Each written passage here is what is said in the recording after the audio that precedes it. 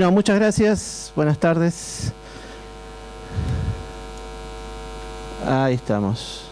Bueno, justamente como recién le decía Pablo, esta charla es un homenaje a Raymond Smullyan, que falleció hace poco, en el mes de febrero, justamente por eso es que elegí homenajearlo. Voy a empezar haciendo una autorreferencia, que es una palabra muy adecuada para esta charla, porque las autorreferencias es como referirse a uno mismo, algo que se refiere a uno mismo.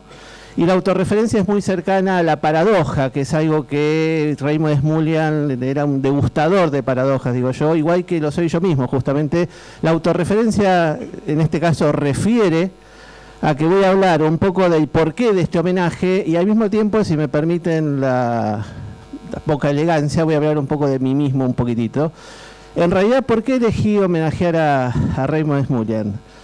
En realidad por lo siguiente, porque de todos los grandes nombres del mundo de los acertijos, donde por supuesto está Martin Gardner, Jaime Poniechick, etcétera, etcétera, Raymond Smullyan fue de todos ellos aquel al que yo me sentí más cercano de alguna manera, intelectualmente, afectivamente, si se me permite, que yo nunca lo conocí personalmente, pero de alguna manera sentía como una especie de alma gemela, si se me permite el atrevimiento de Raymond Smullyan, porque Raymond Smullyan justamente en sus libros, acá, este es Raymond Smullyan, por supuesto, en sus distintas actividades, era matemático, era músico, y hacía libros, escribió muchos libros de lógica, escribió libros de lógica seria, era un matemático realmente que se dedicaba a la lógica en un sentido de investigación seria, y también muy acertijeramente se dedicaba a ese tema, escribió muchos libros, acá aparece alguno, Caballeros y Bribones, Alicia en el País de los Adivinanzas y muchos otros libros de acertijos recreativos de lógica,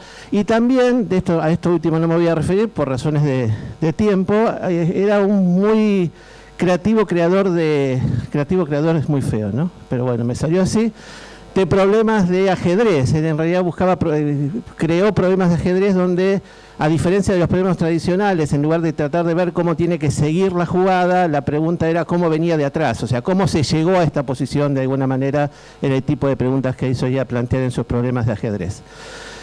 Bueno, como digo, Smullyan era que yo sentía más cercano y que se parecía más a la forma de pensar los problemas que yo tengo. Este tipo, el tipo de acertijos que le hacía es el que más me gusta, para decirlo de una manera clara y concreta y directa. Y fue por eso una pena especial para mí cuando me enteré que en febrero había fallecido. Y entonces por eso es que elijo hacer este pequeño y modesto, pero muy merecido homenaje a él.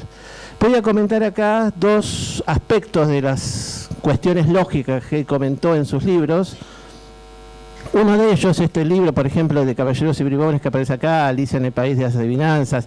¿Cómo se llama este libro? Es otro de sus famosos libros, La Dama y el Tigre, La Dama o el Tigre, etcétera.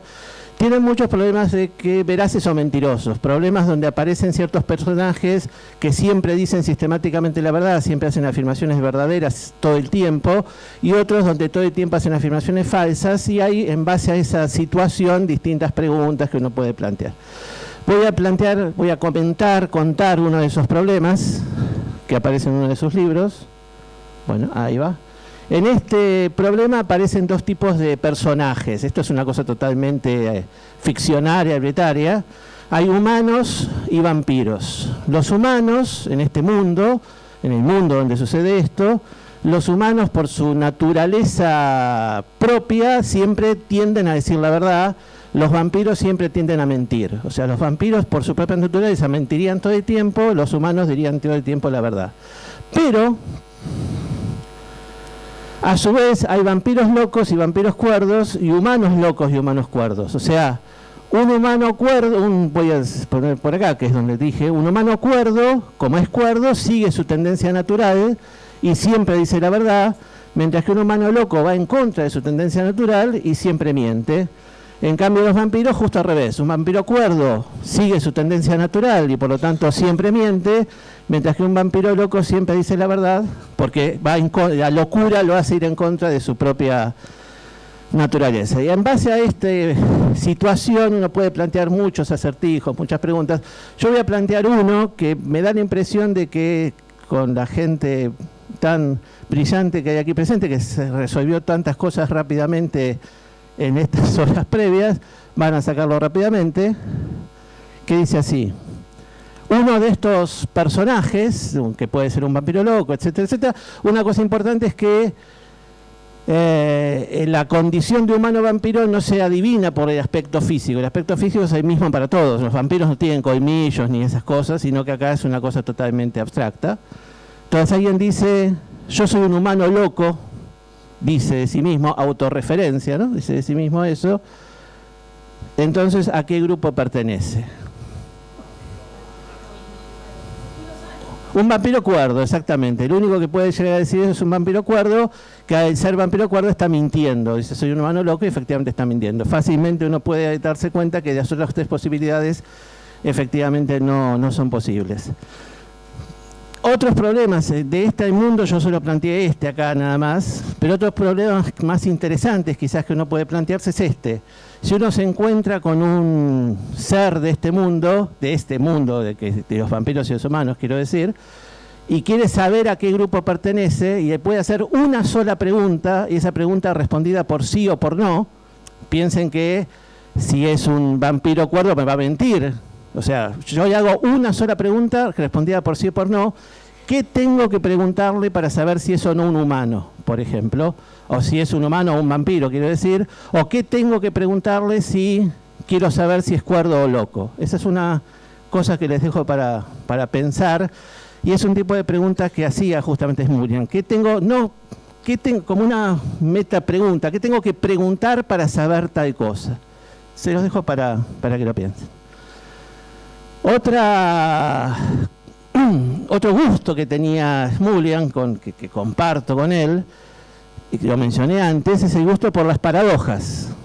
Las paradojas, a mí siempre las paradojas me han gustado porque la paradoja es de alguna manera a donde el lenguaje, la lógica o algo es llevado al punto de ruptura, como donde uno empieza a entender por qué funcionan las cosas en el momento en que dejan de funcionar correctamente. La paradoja siempre tiene algo que uno pensaría que es cierto pero resulta ser falso, algo contradictorio, alguna cosa rara que nos pone frente a frente a pensar, bueno, ¿qué está pasando acá? Y nos permite a su vez quizás entender algo nuevo. Eso es lo que yo siempre he percibido de las paradojas y la razón por la que siempre me han gustado de alguna manera, un gusto raro que uno tiene.